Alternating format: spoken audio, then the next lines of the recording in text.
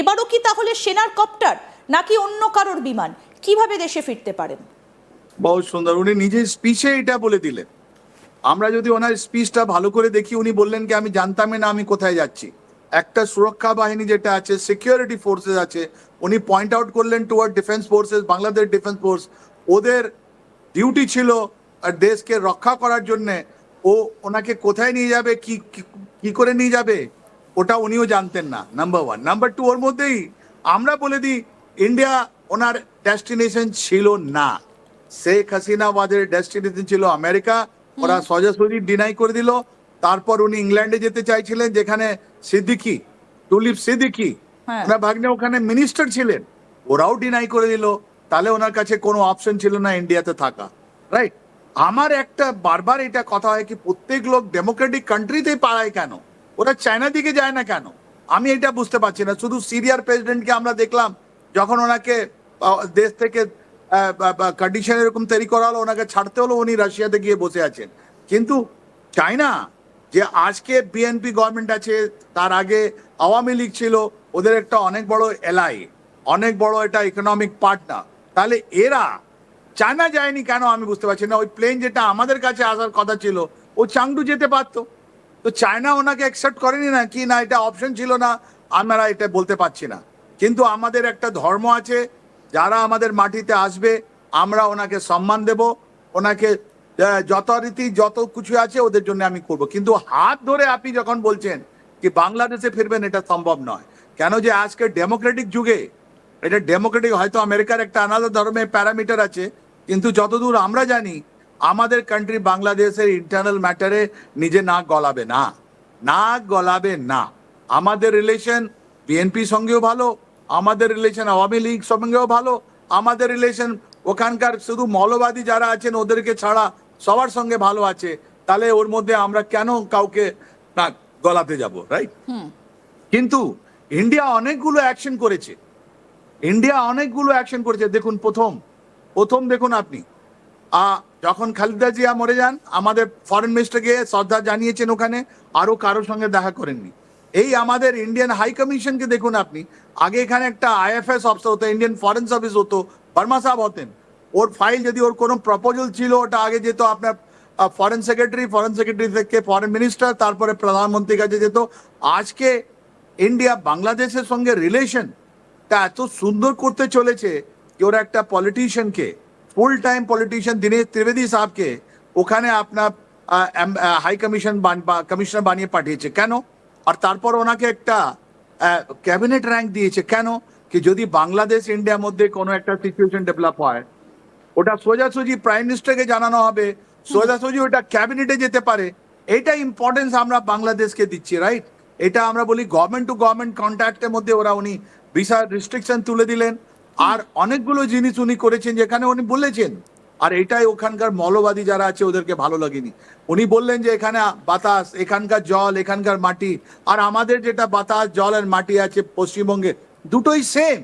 তাহলে ভারত যেটা করেছে, একটা সিজন পলিটিশিয়ান, একটা ক্যাবিনেট র্যাঙ্ক অফ লোককে এনে ওখানে বসিয়েছে, অনেক বড় কাজ। ভিসা রিস্ট্রিকশন উঠে গেছে, মেডিকেল এতে ভিসা ইস্যু হয়েছে অনেক লোককে, আপনি দেখতে পারবেন কলকাতায় রাস্তা আবার ওরা এসছে, এটা অনেক বড় জিনিস হয়েছে। As per the India is concern, আমাদের বাংলাদেশি ভাই বোন সঙ্গে অনেক ভালো রিলেশন আছে, আমাদের ভালো রিলেশন আছে বিএনপির সঙ্গে, আমাদের ভালো রিলেশন আছে আওয়ামী লীগের সঙ্গে। আমরা চাইবো যে ওখানে যে ডেমোক্রেসি আছে, ওই ডেমোক্রেসিটা আরো ফ্লারিশ হোক, ওর কান্ট্রিটা আরো ভালো হোক, ওদের টেক্সটাইল ইন্ডাস্ট্রি, ওদের শিপ বিল্ডিং ইন্ডাস্ট্রি, ওদের যতগুলো ইন্ডাস্ট্রি হোক না কেন সব ভালো হোক। আর এত যে মাইগ্রেন্টস আছে ওদের, ওরাও ভালোভাবে কাজ করুক, আর আরো আরো উন্নতি হোক, এটাই আমরা চাই বাংলাদেশ থেকে। একদমই স্যার, এবার আপনি আমাদের সঙ্গে থাকুন। আমরা এবার যে আলোচনাটায় আসব, যে শেখ হাসিনা কার হাত ধরে কবে কিভাবে বাংলাদেশে ফিরতে পারেন, তার একটা ছোট্ট একটা উত্তর আমরা খোঁজার চেষ্টা করলাম। এবং স্যার আপনি যেটা বললেন এক্সক্লুসিভলি, যে কার হাত ধরে কিভাবে কবে কোন পথে বাংলাদেশে ঢুকছেন শেখ হাসিনা, কিন্তু এবার প্রশ্ন হচ্ছে তারেক রহমান কি করছেন, কিংবা শেখ হাসিনা বাংলাদেশে গিয়ে পৌঁছলে সেখানে কি কু হতে পারে এবার? তারেক রহমান কি করছেন, আসুন তার উত্তরটা এবার খোঁজার চেষ্টা করি। একটু দেখাই সেনার সঙ্গে একান্তে তারেক রহমান। দেখুন বেশ কিছু ছবি আপনাদেরকে আমরা দেখাচ্ছি যে সেনার সঙ্গে কি করছেন তারেক রহমান। তাহলে কি কোথাও গিয়ে একটা প্রস্তুতি পর্ব চলছে তারেক রহমানের? তাহলে কি এবার অন্যরকম কোনো ছক? আমাদের সঙ্গে রয়েছেন ডিফেন্স বিশ্লেষক বিশেষজ্ঞ আর কে শ্রীবাস্তব। স্যার, এই যে ছবিগুলো কি করছেন তাহলে তারেক রহমান? অন্যরকম কোনো প্রস্তুতি কি নিচ্ছেন? খুব ভালো ছবি আপনি দেখেছেন। এটা তো ওদের সোশ্যাল মিডিয়ায় আছে, ওদের সব জায়গায় মিডিয়াতে আছেন। একটা প্রধানমন্ত্রী নিজের সেনাবাহিনীর কাছে গেছেন। অ্যাকচুয়ালি দেখা যায় ইন্ডিয়া অ্যান্ড আমাদের তারেক রহমানের সঙ্গে রিলেশনটা খুব ভালো। আপনার মনে হবে যে আমরা প্রথম এনাকে ইনভাইট করেছি আমরা, যখন ইনি শপথ নিয়েছেন অ্যাজ এ প্রাইম মিনিস্টার, এনাকে বলা হলো কি you are welcome to our country, right? ওনাকে কংগ্রেচুলেট করা হলো। ওনার মায়ের যেটা মার্শিয়া পড়া হয় ওর মধ্যে আমাদের লোক, আমাদের ফরেন মিনিস্টার গিয়েছিলেন, ভেরি হাই লেভেল ডেলিগেশন গিয়েছিল। আর এখন তো দীনেশ ত্রিবেদী কথা আমরা সবাই জানি কি উনি আজকে হাই কমিশন আছেন। এই যে তারেক রহমান আছেন আর অন্যদিকে কাটাতারে এইদিকে শেখ হাসিনা আছে, ওদের মধ্যে একটা হাড্ডাহাড্ডি লড়াই চলছে।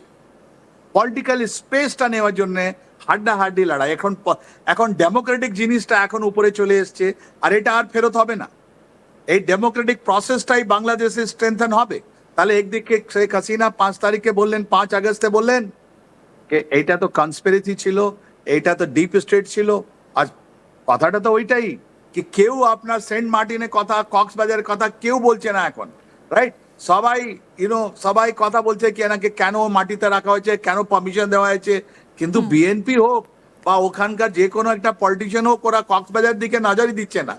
তাহলে দেখা যাক এই তারেক রহমান যখন উনি চায়নাতে গেছেন, ওর চায়নার প্রেসিডেন্ট শি জিনপিং সঙ্গে যখন ওরা মিটিং হলো, অনেক গুরুত্বপূর্ণ জিনিস বললেন কি তোমার বাবা আর মা আমার সঙ্গে বন্ধুত্ব ছিল, ওরা চায়নার সঙ্গে বন্ধুত্ব ছিল, তুমিও থাকো।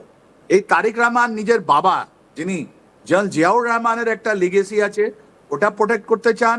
উনি নিজের মায়ের যে খালেদা জিয়া একটা রাজনীতি ছিল ওটাও প্রোটেক্ট করতে চান। তার মানে বাবার মা দুজনের যেটা কার্যকলাপ আছে ওখান থেকে যা শিখেছেন ওইটাই আপনার এই গ্রাউন্ডে এখন তারেক রহমান করে যাচ্ছেন।